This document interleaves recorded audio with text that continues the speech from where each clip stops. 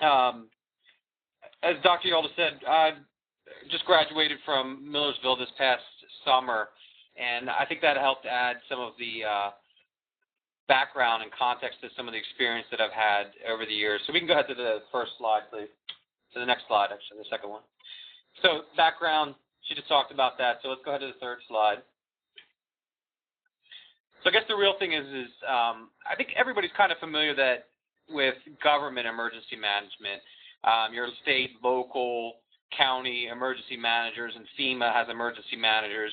But I think we really need to make the case to look at private sector emergency management, and there's a couple different flavors of that. But really, I want to discuss why we have these private emergency managers, and there's some reasons here. That first one, 85% of the critical infrastructure is privately owned. That's just a fact. The United States is a market-driven economy. Private investors and firms own critical infrastructure, hospitals, power infrastructure, water infrastructure, even roadways, things like that are critical to our economy and critical to our way of life. So obviously they need some way to manage incidents and to help prevent, prepare, respond, recover, and mitigate disasters. So see here, water, power, telecom, IT, transportation, they're interconnected and interdependent in ways that honestly no one government agency can regulate or understand completely. There are different regulations at different levels that don't always work together necessarily to make a good, resilient strategy. So it's up to organizations to do that, to protect their stockholders and to protect their profits, which is the next one. Protecting profits, meeting your regulatory requirements, and providing for business continuity. Obviously, it's not good for your stock price if your business is not secure and stable. The next one is state, local, and federal emergency managers can't protect everything, everywhere, all the time, and nor should they. That would be a gross overreach of government power. Really, the government has major focus on protecting lives and critical infrastructure when it can, and it needs partnerships with the private sector to fill in the gaps. And then the last one is to help facilitate our government so that they can rise to the challenges, so they can use the limited resources they do have in effective ways and ways to grow and cover things more effectively and to build those partnerships. So we'll talk about some of these things about different ways, but I think what you'll see is a lot of what I do touches a lot of these things. What I do right now is I work for a government, primarily government consulting firm, and we provide consulting services on how to do a lot of these things to government agencies, including FEMA and other government organizations. So next slide, please. So we'll discuss who needs these emergency managers and kind of why will be a little bit implicit for what we just talked about. But we talk about these types of things. Of course, there's military, federal, state, and local governments. I think most people are very familiar with that. But a little less familiar maybe with healthcare, chemical companies. In the energy sector, there's nuclear power plants, which many people are familiar with. Also fossil fuel plants have emergency management requirements. Colleges and universities are increasingly taking on emergency managers to kind of get the whole picture and not just campus security mindset. We have information technology companies use emergency managers to help with disaster resiliency and disaster recovery. Large for-profit businesses and corporations really focus on business continuity normally. And there's nonprofits and disaster relief organizations, the ones you're familiar with, Red Cross, Salvation Army, UMCOR, which is United Methodist Committee on Relief, things like that, Baptist Men. There's a whole bunch of different organizations that do a lot of things, and a lot of them specialize in certain areas to kind of create that voluntary organization relief picture. So there's critical infrastructure partners, including communications, agriculture, transportation, banking. Just about every sector of critical infrastructure has some kind of role in emergency management. And the last one is consulting and contracting firms, which Booz Allen, whom I'm employed with, does that. And we work with just about every single one of those organizations to help build emergency management and other kind of programmatic support and consulting. And throughout this talk, I think if anybody has a question, please chime in and ask. If you want to ask how this relates to anything you're doing in school, or anything you're seeing in the real world or in your work or anything like that, I think it's a lot more interesting if we have a little bit of a dialogue. Next slide, please. So if we look at slide 5 here, we see really talking about what kind of work do these people do that work in emergency management. And some people are doing business continuity or disaster recovery, which are fairly stringent things. They're not necessarily only emergency management. A lot of them are involving other types of business or information technology recovery types of things. A lot of preparedness and prevention, emergency plan writing and review, exercise design, conduct, and evaluation. Actually, the team I'm on at Booz Allen is the disaster preparedness planning and exercise team. And a lot of what we do is exercise design, conduct, and evaluation to help places improve their plans and their performance. Occupational health and safety, a lot of OSHA rules and things like that will come out, and they'll help support safety and health for employees. Chemical hygiene, safety and security, regulatory compliance, response, mitigation. Mitigation is a whole thing unto itself that I actually wrote that article in IAEM because a lot of times mitigation activities I've seen from a county perspective have been done on their own, and they haven't been integrated with the other phases of emergency management.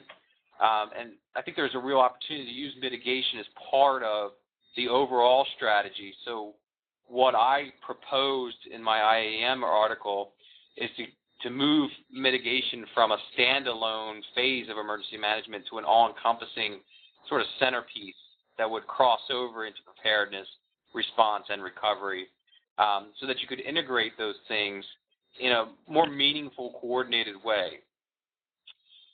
So cleanup, people do some cleanup, chemical cleanup, radiological cleanup, logistical support. There's charity and relief organizations. And then that last one is that consulting and contract work for governments, private sector, and they generally are doing or supporting or facilitating any and all of the above types of work. So that's the interesting thing about being in consulting, because a lot of times you get exposure to a lot of different things, and you get to have that outside exposure so you can become a trusted partner to give some advice and perspective to your clients and basically show them ways to examine the problems better, shine lights on the issues, and then work with them to come to solutions. So that's the interesting part about consulting. A lot of times is you're not as wrapped up in the issues or the day-to-day work, that you have some better or different perspective. Is there any questions? Okay, let's go ahead and move to the next slide. While I was researching for this, I started to think about who's doing a good job in emergency management, and you kind of get the same old business or government doing things and leading things. And I came across this one. Actually, Pamela Drake, who's another MSEM graduate, forwarded me this information that I included here. And I think this really highlights a novel way of looking at emergency management, and something the FEMA administrator, Craig Fugate, talked about, the Waffle House test. And he basically blogged about it on a FEMA blog, and essentially what it is they've come up with a somewhat thumbnail sketch of how bad an emergency is based on how long it takes Waffle House to get back into business and operating. And that's important because this didn't happen by accident. Folks at Waffle House figured out that they don't have enormous budgets to spend on promotion and things like that. So instead, they kind of pride themselves on being a stable part of a community. And they want to be that stable part, that normal part of community, even when there's a disaster. So they've made it a point to build resiliency into their operations throughout the country. So if a hurricane hits, they want to be up and running. Obviously, it makes good business sense. They make a lot of money because they're one of the few places open. so they're able to get that. Often there's an influx of responders, so there's even more of a market. And they also did it because they developed goodwill and they get good word of mouth. But I think the case for us is that this didn't happen by accident. So Waffle House actually made it a point of getting emergency management professionals together, planners together, and they figured out strategies to make this work and to make this happen. Instead of spending $10 million on commercials saying how great they are, they just decided to figure out how to stay open, how to be resilient, how to be tough, how to work plans and procedures in and push them down to the individual Waffle House level so that they could respond in a timely way to a disaster, so much that it raised awareness to the FEMA administrator. And so I think the kind of lesson from this is that sometimes we might be able to look in different places. As you get closer to graduation and you start looking, keep an open mind about where opportunities might be and see if there's an opportunity somewhere or if there's an opportunity to get in and create a new opportunity. What I haven't found from Waffle House is exactly who led this charge, but someone in that organization has been able to say that this is important, raise it up to a higher level, and get it done. And that's a huge case study there. Somebody could really make a great paper or a book or something discussing that in itself. Let's go ahead to the next slide. So I think we've got to ask ourselves what the difference is between private sector and government emergency management. And I think the main difference is going to be the first one. There's really a profit and a competition motive in the private sector that you don't see in government emergency management. So for-profit companies have a duty to stakeholders and to stockholders that they have to figure out a cost-benefit strategy. We just talked about that a little bit with the Waffle House. Somebody decided that they were going to spend money on resiliency instead of marketing and advertising, maybe. So there's a trade-off. They have to figure out what the cost-benefit is. A lot of times in big organizations, the emergency management exists to ensure that the company can remain profitable. So you're part of an organization that's goal is not emergency management.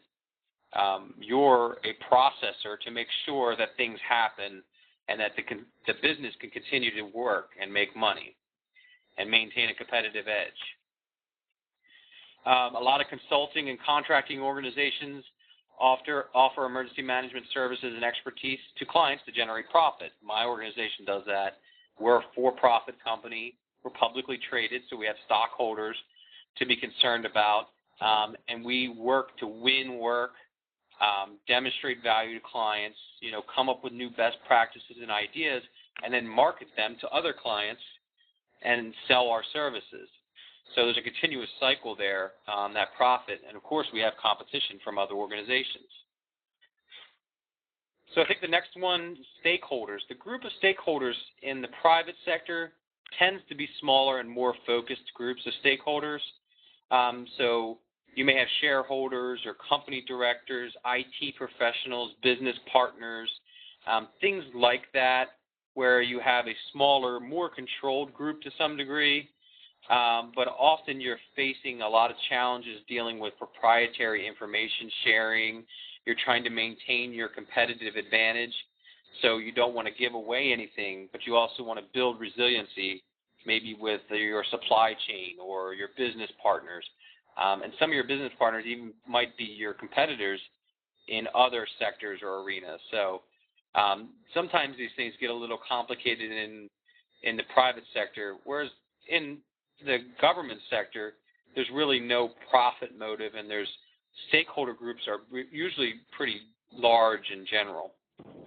And the last one I think is important because there are tons of codes with lots of letters, and it's like an alphabet soup.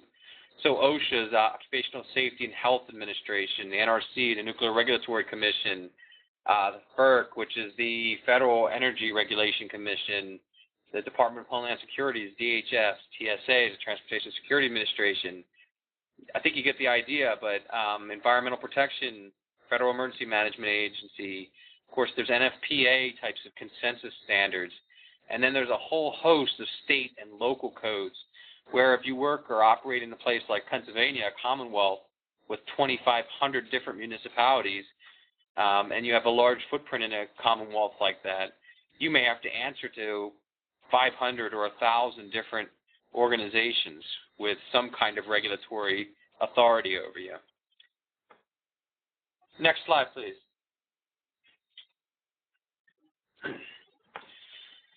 So I think we want to look at some of the options to look at how these things are the same. How's private sector and government the same, the emergency management? And I like to use pyramids of things because I think they show and represent a lot of good things and it makes sense. And here this is an interconnected, interlocking pyramid. And you really see like things like coordination, setting agendas, leading, managing, negotiating, promoting on behalf of your organization or your client. That's, common to all emergency management. That's a skill that you really have to have. Cooperation is a huge one. You need to be able to work collaboratively with stakeholders, your stockholders, your business partners, your community to solve common problems and achieve common goals. A lot of times you have to figure out how to identify those things and then solve them. And how to identify them? Communication. That centerpiece that's there on purpose.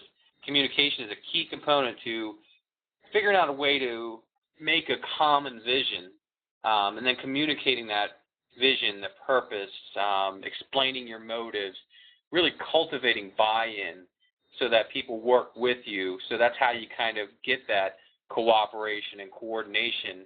And then you see that last part is networking. And right now, whether you know it or not, you're networking, taking opportunities to interact with people, to gain knowledge, to develop perspective, and to add something to the conversation is really an important part.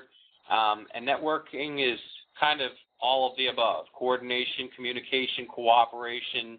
You can build your network through your school, your work, your friends, your professional organizations. You can use tools like LinkedIn, use this virtual seminar series to create networks, because I don't know if you've noticed, but a lot of the people in this virtual seminar series are people who hire people or can influence people who hire people, and they're MSEM graduates a lot of times. So our school is a good networking opportunity as well. So those are the kinds of things I think that are the same and they're common, and there are things you can do in school right now to help cultivate these skills. So when you're working on projects and things, you're going to work on your communications and coordination and cooperation and your networking, and keep on some of those things. So think about some of these as opportunities when you're filling out some of those D2L message boards and things like that are sometimes extra work or you're trying to get done at the last minute. Think about them as an opportunity to network, coordinate with someone, and kind of build a proven track record about who you are. You can go to the next slide, please. So, of course, emergency management is emergency management. Whether you're in the private sector or you're in government, you're still going to be working through mitigation and preparedness, response, and recovery. Until I get it changed to the way I want it in the IAEM, this is what it looks like here on slide 9. So we still have this circle.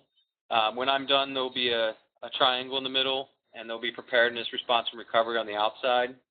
But, I haven't had a chance to talk to Craig Fugate yet, so when I do, we'll make that case. So we talk about mitigation. We're really talking about those activities designed to prevent or reduce losses from disaster. A lot of times thought of as initial phase of emergency management, but it can be a component or intersect with other phases. A lot of mitigation is focused on building and floodplain management, engineering, things like that. But I think mitigation is more than that, and it should be more than that. I think that mitigation is something that can be intertwined with preparedness and response and recovery to kind of build a whole community that is more disaster resilient. Talk about preparedness. I think preparedness is the easiest one for people to understand because people are doing it or trying to do it. So we're talking about developing plans and capabilities for effective disaster response, intertwining prevention with preparedness, if you're thinking about all hazards or you have a terrorism or an all crimes type of approach, you think about prevention in that preparedness phase too. So there's things you can do to intertwine all hazards into these. Response is immediate actions to a disaster.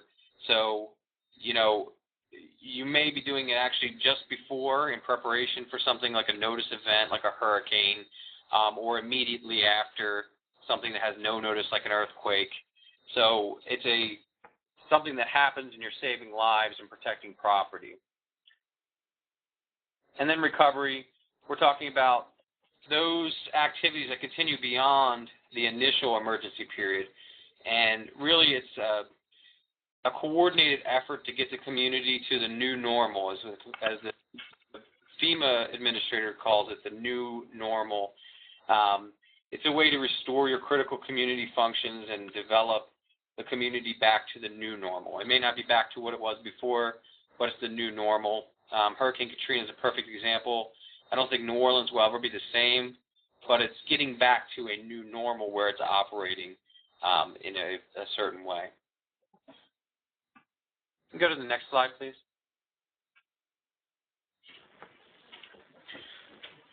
So here, I think I talk about some of the other things. And if anybody has seen some of the IAEM's principles of emergency management, that's what these are. And I'm just showing them in a gear fashion to show that one kind of turns the other. It kind of turns all of them. And there's some reoccurring themes here. So if you think about it being comprehensive, we're talking about accounting for all hazards, all phases, all stakeholders, all businesses, all governments, all impacts relevant to disasters. Can't be everything to everyone all the time, but need to find a way to at least include all hazards and all phases and stakeholders into consideration. That doesn't mean everybody gets a say, but everybody is considered. Emergency management needs to be progressive. This has been a hard one for emergency management. I think it's slowly going this way, but where we anticipate future disasters, take preventative and preparatory measures, and build disaster-resilient and disaster-resistant communities. Everybody knows that every organization seems to be preparing for the last disaster, for the one that's already happened to them. And what we want to try to do is move away from that and say, yeah, that was bad and that happened, but here's the lessons we learned, and here's how we can prepare for whatever the future disaster is, and maybe it's not going to be flooding or hurricane or whatever. Let's look at the consequences of that and see what we can do to deal with those across all hazards and build that all hazards threat picture and figure out how to build that resiliency across the board, which that drives us right into the next one, is just risk-driven. We're really talking about using sound risk management principles. And I wrote about this a little bit in my IAM article also. Hazard mitigation requires communities to do hazard vulnerability analysis, but it doesn't require them to do any kind of analysis of any kind of technological or man-made hazard, only natural hazards. So what ends up happening is communities will do a hazard vulnerability analysis based on natural hazards, which is essentially a statistics exercise, and then they'll write this plan up and they'll stick it on a shelf and never look at it again for 5 years until they have to renew it.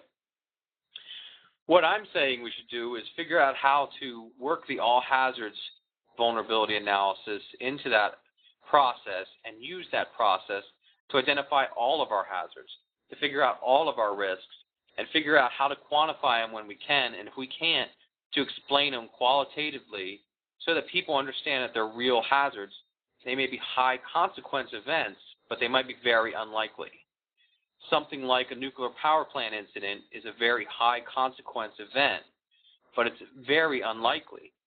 But we got to see how high the consequences are in Japan, and the lack of preparedness and some of the missteps that TEPCO did in Japan gave us a kind of a picture into that, and we should be able to apply some of those lessons and look at the consequences, look at the risk model, and figure out how much the cost would be to mitigate those kinds of problems here in the U.S. Luckily, most of those we have built right into our code and law, and basically the Japanese were operating on roughly 40-year-old regulations, surprisingly. Usually the Japanese tend to lead. In this example, they were following, and they were far behind the United States. The next one is integrated. So we really want to integrate these things, and that's a little bit more about what I was talking about. We want to ensure a unity of effort across all the levels of government, across the different programs. We want to engage the whole community. We want to find a way to work preparedness, mitigation, response, and recovery. We want to integrate the different faith-based organizations, government organizations, for-profit, non-profit, different stakeholders, the people who have something to bring to the table. We want to give them a voice and figure a way to work with them. If you're in a for-profit company, that group's going to be smaller. The integration is going to be probably more profit motive, but you're still going to have external stakeholders that you're going to need to integrate with and integrate your services with. And you'll see how these naturally flow into one another. The next one is collaborative. So we need to be collaborative. We need to get a broad and sincere relationship base, develop trust, advocate teamwork, and build consensus and facilitate communication, so that the next one is coordination. We can coordinate our plans, our responses. We can synchronize our activities across all of these different programs to make our community, including our business or our government agency or whoever our employer or stakeholder or client is, to make them more resilient, disaster resistant. And that leads us to flexible.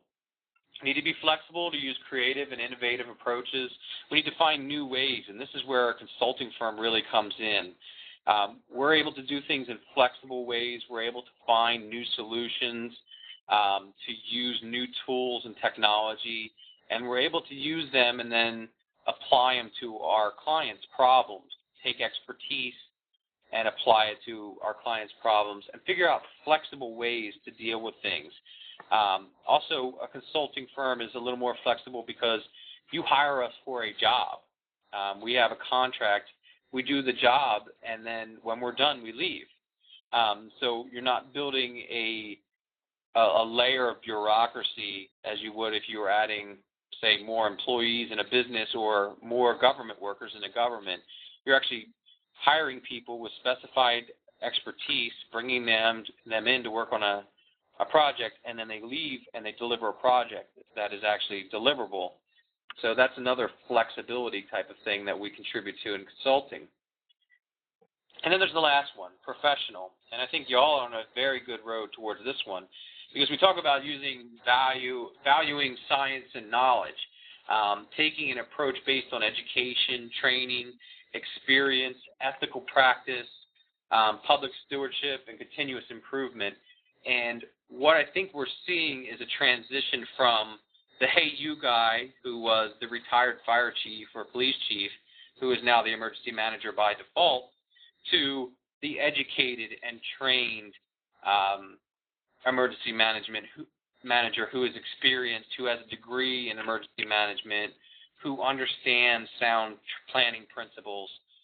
We're moving that way, and I think that's important, and I think it's real important for you to understand that you're part of that transition, and also very important to understand that that transition is not complete, and that there are a lot of emergency managers who learn by the seat of their pants, and that are learning by the seat of their pants, and may not have much more than a high school diploma, but a lot of them have a lot of experience, and they've figured out some things. They just haven't reduced it to the fancy language or don't know the terminology necessarily. So a lot of those people have a lot to offer in the way that they've done things or experience, but there is a transition, I think, that's going on. We're going to see more master's students. We're going to see more certified emergency managers. From my side of the house, we're starting to see more requests on proposals for certified emergency manager. Our clients want that. I'm working on that. Other people in my firm are working on that to deliver that service for them, because they know that means something, that you understand principles, that you can apply these things, and you understand all of these principles here. Any questions? Let's go ahead to the next slide. So on slide 11, I think your timing is pretty good on emergency management because it is still a growth industry. And basically, we're looking at a 22% growth between 2008 and 2018, which means it's a pretty good time to be in this field. There's still growth and opportunities. I just did a search a few minutes before I started, and we're looking for 3 or 4 or 5 positions right now, just on flashpoint in time. Booz Allen is looking for a handful of emergency management people directly with that term. We have a lot of people doing other things that support emergency management. So if you were to dig into it a little bit more, you could probably find a lot more positions. And that basically reflects what our clients want. Our clients are looking for people that are educated to a certain level, that have certain capabilities and training, and I think that's across the board. Also, we're seeing more companies take more interest in business continuity and lessons out of Hurricane Katrina and September 11th. They're really learning that it's good business to be resilient and that you need to have some level of planning and redundancy built in, and that you really need to bring in someone to your business that understands those things. So I think it's still a good time to be in emergency management. I think it will be for a while, for the foreseeable future. Next slide, please. So slide 12, we have another pyramid. So if you look at the bottom, we really build it on education. Again, I think this is part of that transition to the new, progressive, educated, science-based emergency management field that is based on education.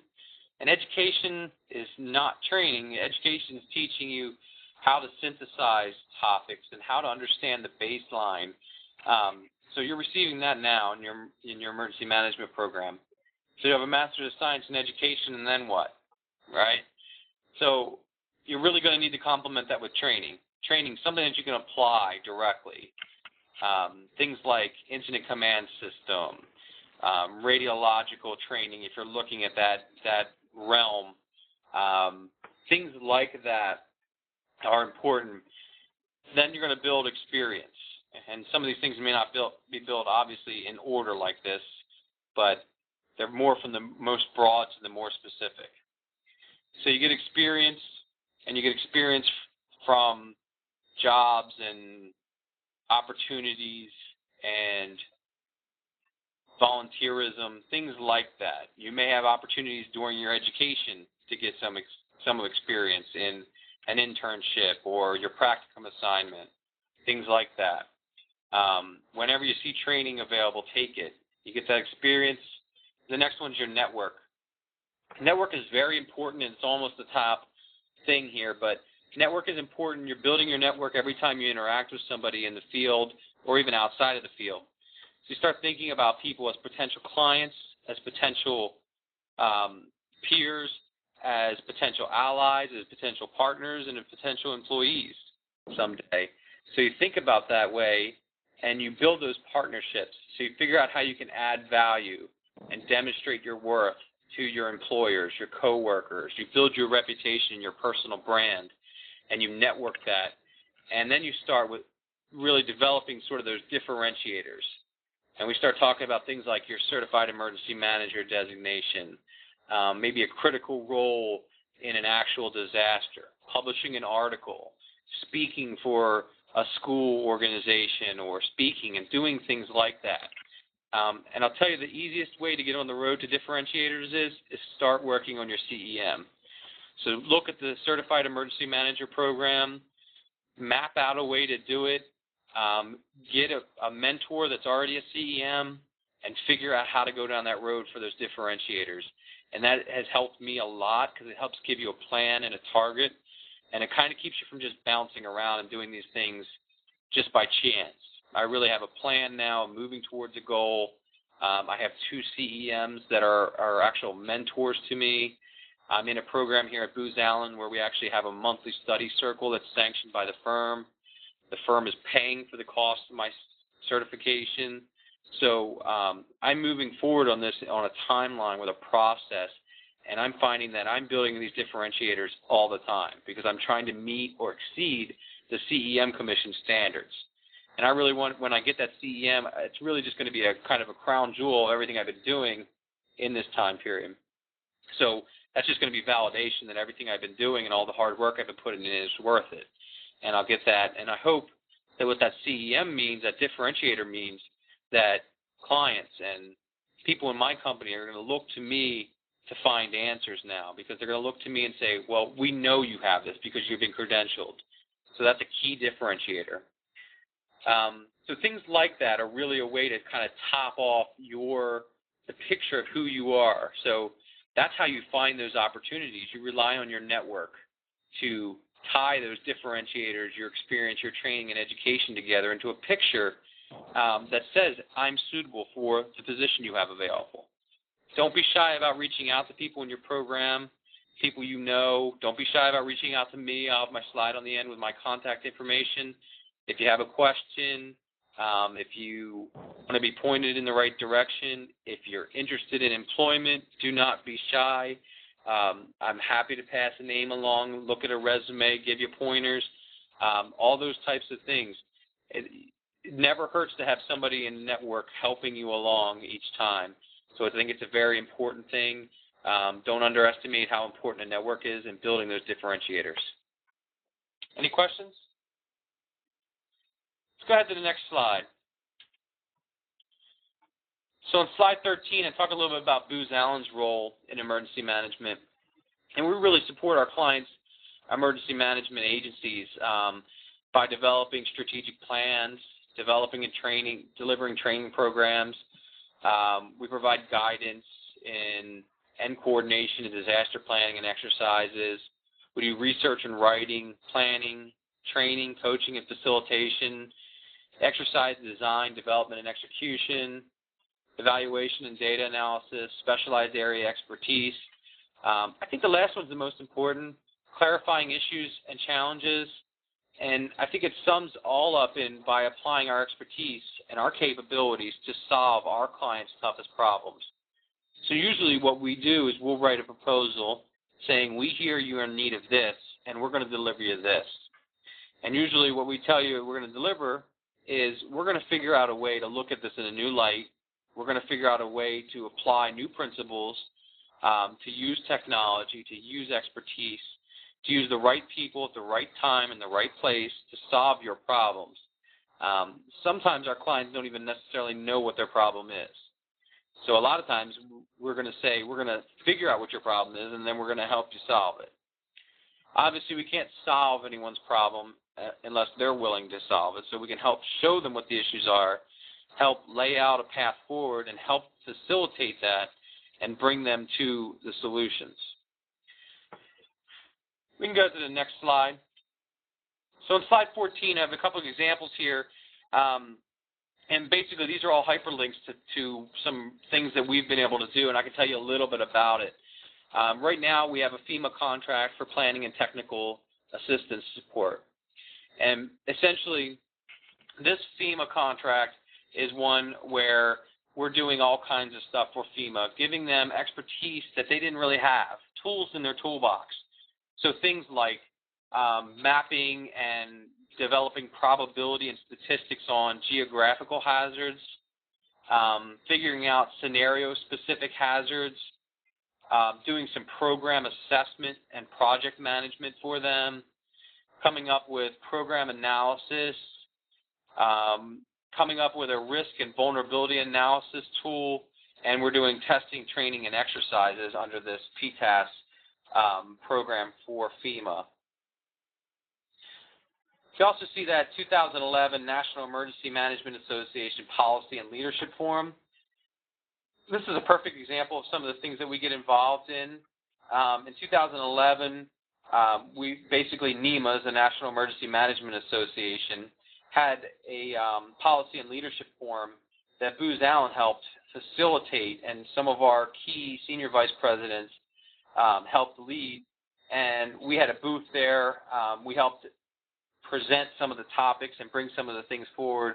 And that's really helping the state emergency managers from each of the states and territories identify problems, look at some of their issues, deal with emergency management and response, figure out strategies to deal with disaster preparedness training and exercises, look at risk visualization, budget management, all kinds of things like that, and to do it through the scope of, here's an organization, NEMA, that's a collection of you.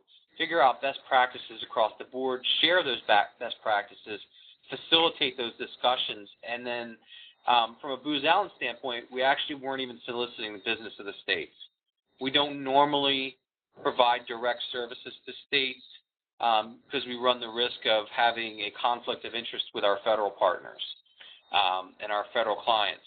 So that one really was a way to help our federal clients and also help for the good of the individual states. Next one, you may have heard a little bit about this. It's called iPause. And iPause is basically a new modern public alert and warning system, and it's an integrated public alert and warning system. FEMA is leading this effort, but it's a collection of FCC, Department of Commerce, even the military is involved to some degree. It's basically setting up a standards-based system to replace the old, if anyone's familiar with the old FEMA phones and the weather radio system, were kind of all independent little systems that were kind of linked together ad hoc. They're kind of old Cold War era. This is a new system that will be integrated and it will work with newer text machines, email-based, and essentially what Booz Allen's helping do is build the concept of operations here, develop some of the basic technical certifications, and to come to agreement on some of the consensus standards that will be required for the system. And the idea is to build in enough flexibility that iPause will be a system that can move forward and grow. So if you think about how things grow, you think about a compact disc as a perfect example. We had a compact disc, and then we had a DVD, and now we have a Blu-ray. But you can play a compact disc on a Blu-ray player. It's that kind of thing where we can build and not be hindered by the legacy before us. And the last one is disaster preparedness planning and exercises, and that's actually my team, and that's our little marketing guide right there. And we do exercises, we facilitate discussions, we do reality-based exercises and video. We have a multidisciplinary approach.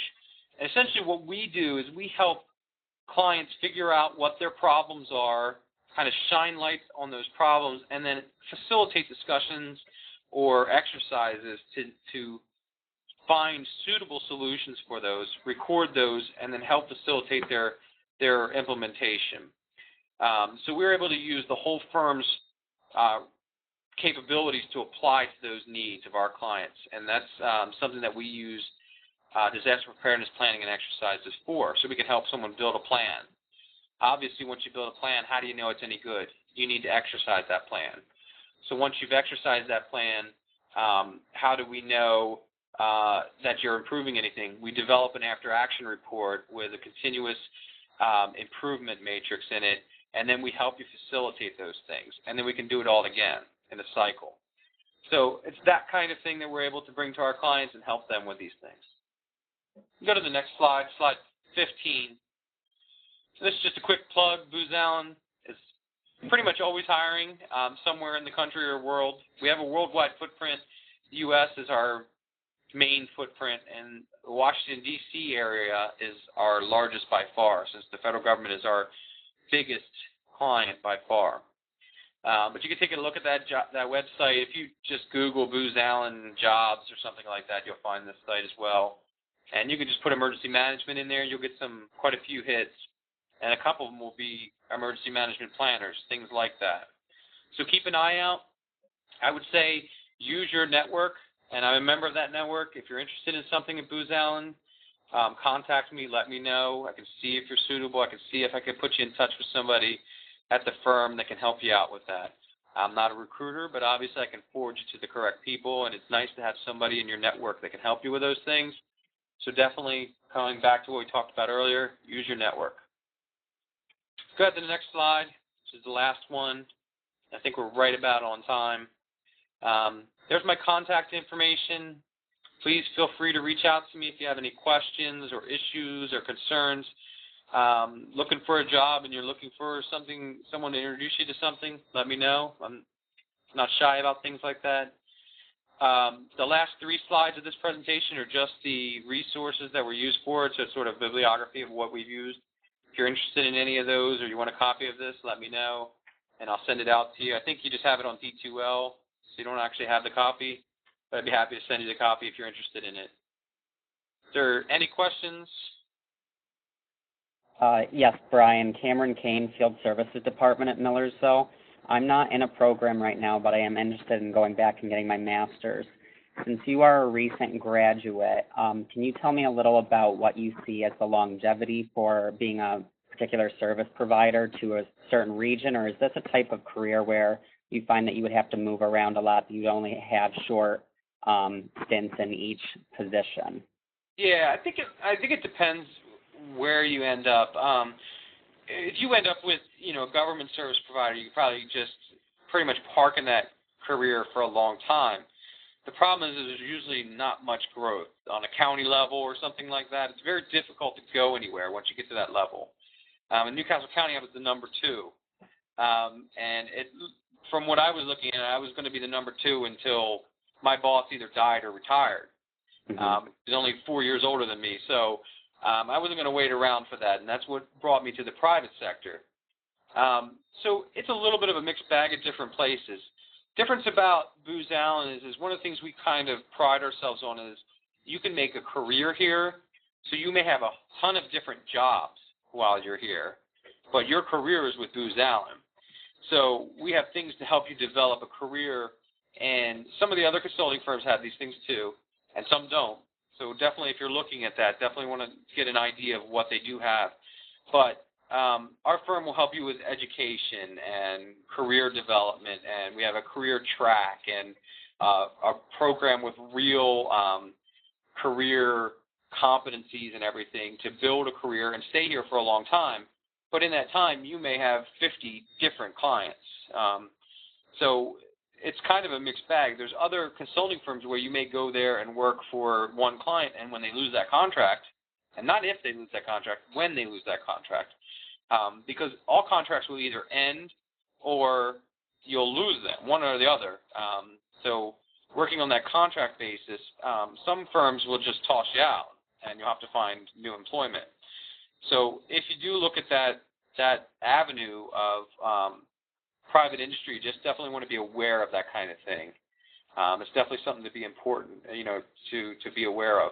I think in the private sector, businesses, if you're with a financial institution, for instance, they have regulatory requirements. They have certain resiliency and business continuity.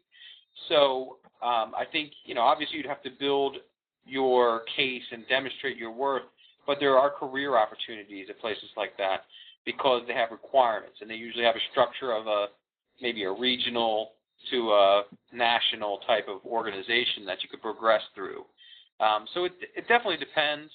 I think if you were to build sort of a map of the U.S. and do sort of a crowd mapping, you would see a giant circle around the Washington, D.C. area.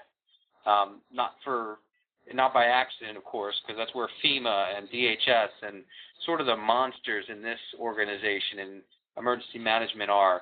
But there are other opportunities in other places. Right. Thank you very much. Definitely. I hope that answered the question. I think, there are opportunities in different places. There's different fields. I think you need to have an open mind about it, and also think about some of the opportunities may not be exactly what you want, but may help you build towards that. So you may have a stepping stone opportunity. I would really love to sit down and talk to the person at Waffle House still. I'd really like to know about how that came about. Any other questions?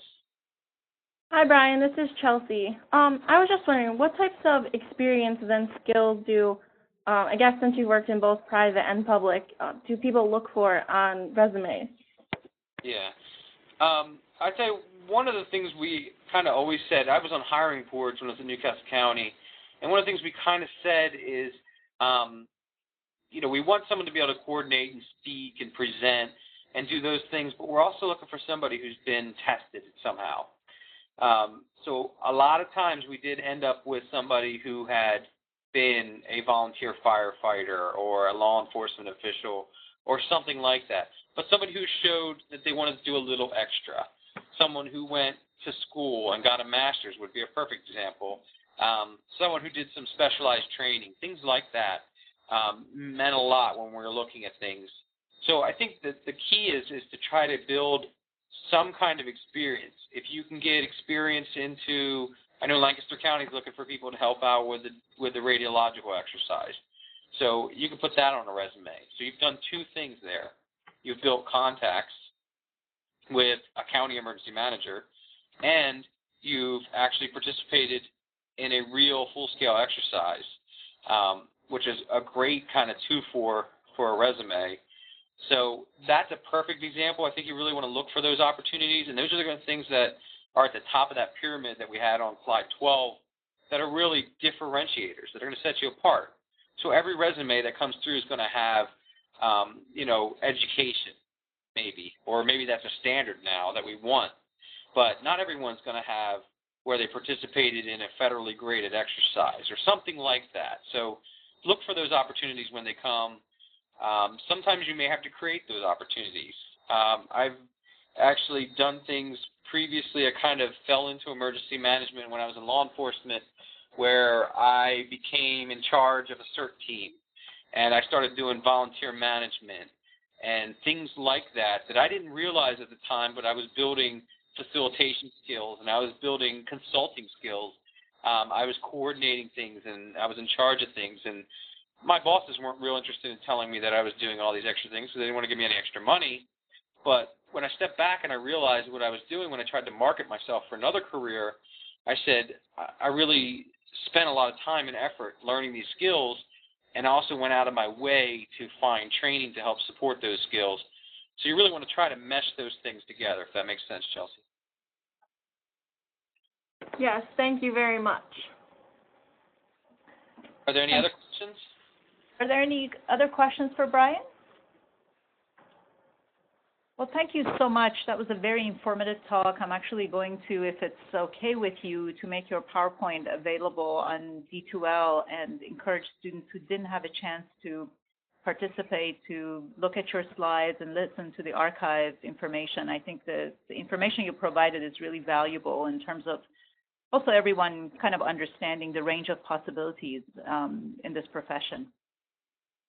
Yeah, that's no problem. Put it up there, and if anybody's interested in or anything, has any questions, contact me, please. I don't mind taking those kinds of contacts, and I think I'm very interested in building a network of qualified MSEM graduates here at Booz Allen would be nice, and beyond. So you all might be future either coworkers or clients, but we're definitely members of the same network, so we need to work together towards a common goal. Absolutely. Well, thank you again. Really appreciate it, and hope to see you sometime soon. Great. Thank you. All right. Thank you. Have a good weekend, everyone. All right, bye-bye.